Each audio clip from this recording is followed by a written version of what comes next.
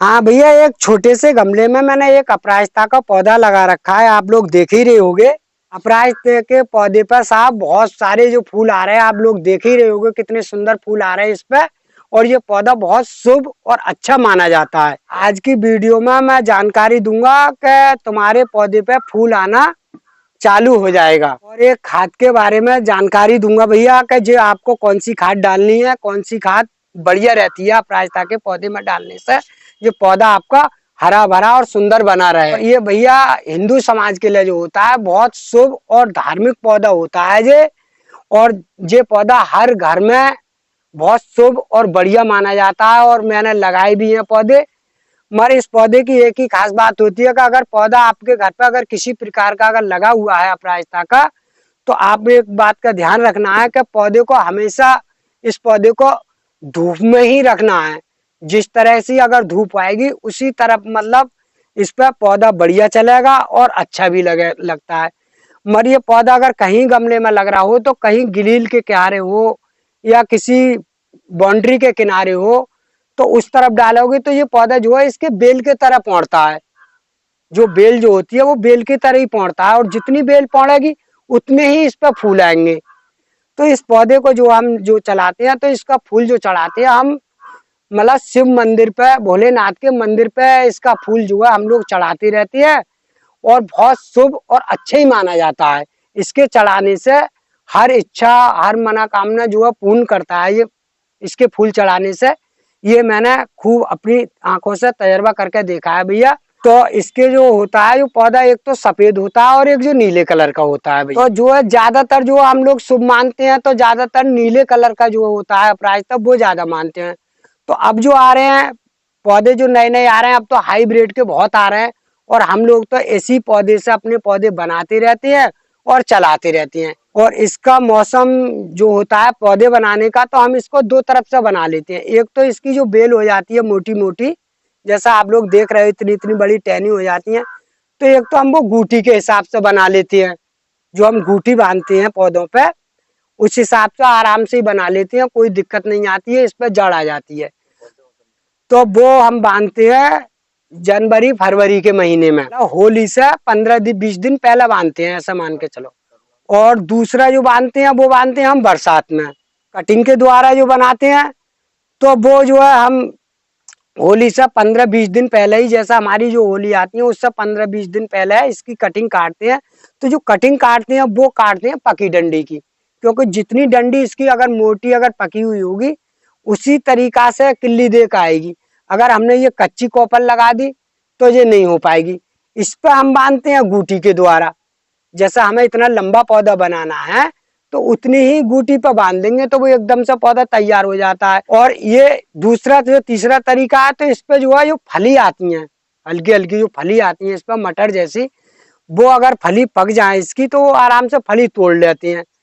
तो तोड़ने के बाद में आप चाहो तो बरसात के मौसम में आराम से बीज को इसको जमा सकते हो। और फिर क्या जमा सकते हो, बरसात से लेकर होली के महीने से लेकर बरसात तक कभी भी जमा लो, इस बीज को आराम से जम जाता है।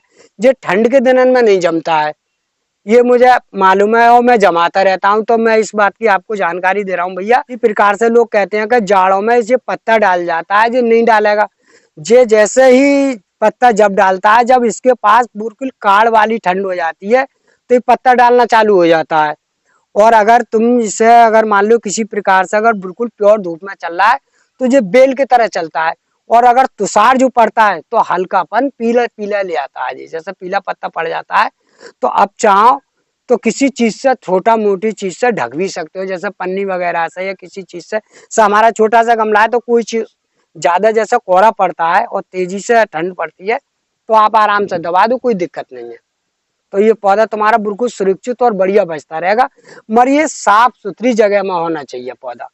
मगर मैं एक जानकारी और दे रहा हूँ भैया, क्योंकि अगर पौधे का जो लगाने का तरीका होता है वो आप अवश्य देख लें। क्यों कि ये मिट्टी का जो हम लगाते हैं वो मिट्टी को में जो हम मिट्टी बनाते हैं उसका ही कमाल होता है। क्योंकि जब पौधा की मिट्टी सही होगी तो पौधा भी बढ़िया चलेगा भैया। मिट्टी का जो हम बनाते हैं तो वो इसमें जो है हल्की रेते वाली जो मिट्टी होती है, जो गमले में हम जो डालते हैं वो हल्की रेते वाली मिट्टी होती है।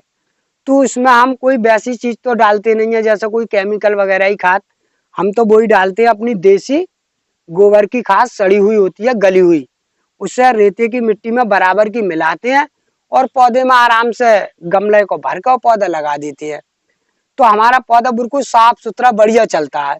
और जब जब जो बीच बीच में अगर हम कोई सौदा डालते हैं, जैसे कम फूल आ रहा है, पौधा ग्रोथ नहीं पकड़ रहा है, तो उसकी मैं आपको एक जानकारी दे रहा हूँ। बहुत सस्ती जानकारी दूंगा भैया कि उसके बारे में मैं एक खाद के बारे में बताने जा रहा हूँ भैया। तो आपके छोटे से पौधे पे इस तरह के फूल आने चालू हो जाएंगे। तो मैं उसकी जानकारी दे रहा हूँ भैया। तो देखो मेरी जो जानकारी है, ये मेरे पास जो आप खाद देख रहे हो भैया, ये खाद मेरे पास जो है एक अंडे की खाद है। ये जो अंडी वाली जो खाद होती है उसकी खाद है ये। जैसा अंडी का तेल निकलता है उसकी खाद है ये, खल मान के चलो।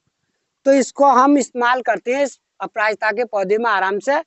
और जिसे डालते ही इतने फूल आते हैं, इसका कोई जवाब नहीं। और छोटे से ही पौधा पे फूल आना चालू हो जाता है।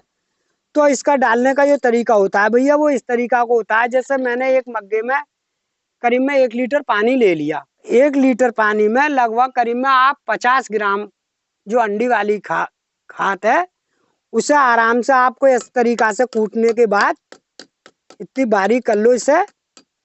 और ये आराम से बारीक हो जाती है, कोई दिक्कत नहीं है। मेरे पास तो और भी है। तो भैया इस तरीका से जो मैंने एक बारीक कर ली, तो 1 लीटर पानी में लगभग करीब में आप 50 ग्राम, अब जो मैंने बिल्कुल बारीक कर लिया भैया, ये करीब में 50 ग्राम।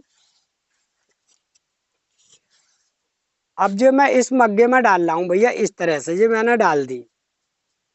अब डालने के बाद में बस ये तुरंत घुल जाएगी, कोई ऐसा नहीं है कि इसमें कोई ज्यादा वो हो। तो आप इस खाद का इस्तेमाल आराम से कर सकते हो इस पौधे पे। और ये कोई केमिकल काली खाद नहीं है। और आराम से इसे करीब में 15वें दिन या 20वें दिन या 10वें दिन, जैसा आपका पौधा फूल देना कम कर दे, आप इस खाद का इस्तेमाल करते रहो। और फूल 100% अपराजिता पर बहुत सुंदर और अच्छी आएंगे। बस चाहे आप ग्रिल पे चला ले हो या गमले में, अगर गमले में चलाओगे तब भी बराबर देगा। तो मैं इस तरीका से भैया इस पौधे पे ये वाली खाद का इस्तेमाल करता रहता हूँ। और ये पौधा मेरा इस तरीका से सुंदर और घना और हरा भरा बना रहता है और बराबर फूल देता रहता है। जब अभी किसी शिव मंदिर पर जाओ तो आराम से अपने 2 फूल तोड़ो और आराम से अपने बाल बच्चे अपने चढ़ा जाते हैं, कोई दिक्कत भी नहीं होती। और भैया अगर वीडियो पसंद आए तो वीडियो को लाइक कर दियो और वीडियो को शेयर कर दियो। मेरी वीडियो जो है बहुत से लोग देखते हैं, तो चैनल को जो है सब्सक्राइब नहीं करते हैं भैया, सब्सक्राइब कर दियो चैनल।